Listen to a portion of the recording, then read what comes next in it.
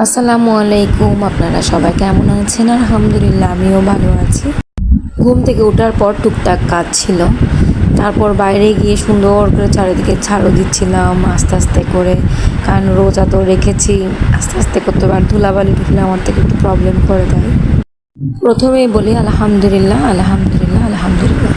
মেয়েরা যখন ছেলেদের সাথে প্রেম করে তখন বলে তোমার জন্য আমি রাস্তায় থাকতে পারবো। সব মিথ্যা কথা।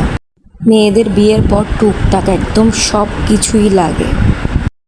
মেয়েদের অর্ধেক আশা পূরণ করে তার মা। কারণ কি জানেন? জামাইদেরকে বললে জামাইরা বলে আল্লাহকে ডাকো আর ধৈর্য ধরো। 20 বছর বয়সে যদি কোনো আশা পূরণ করতে না পারি, 50 বছরে সেই আশা পূরণ করে তো কোনো লাভ নেই। যার মা আছে তার সব কিছু আছে, যার মা নাই তার কোনো কিছুই নেই। আলহামদুলিল্লাহ আমার আম্মু আছে, আলহামদুলিল্লাহ আমি অনেক ভালো আছি।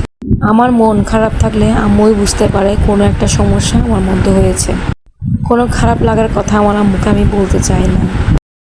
জাস্ট কালকে রাত্রে বলেছিলাম আম্মু আমার বুক ব্যথা করছে। আম্মু তাড়াতাড়ি জিজ্ঞেস করছে কোন পাশে, বাম পাশে নাকি ডান পাশে। মানে টেনশন করছে কেন ব্যথা করছে, গ্যাস্ট্রিকের ওষুধ প্রতিদিন খাবে, 15 দিন খাবে। আমি সবসময় দোয়া করি আমার আম্মুর আগে যেন আমার মৃত্যু হয়, কারণ আমার আম্মুর কিছু হলে হয়তো আমি সহ্য করতে কখনো পারবো না। আমার হায়ারটাও আমার আম্মুকে দেখে, আমার ভাই বোনকে যেন আমার আম্মু সবসময় দেখতে পারে।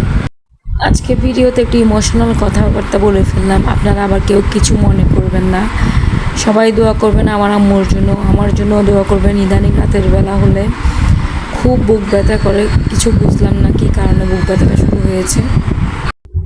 দুই বাচ্চাকে নিয়ে প্রতিদিনই ইফতারে করি আলহামদুলিল্লাহ, যতটুকু পারি যা পারি রেডি করি। ঠিক আছে, সবাই ভালো থাকবেন, সুস্থ থাকবেন। আসসালামু আলাইকুম।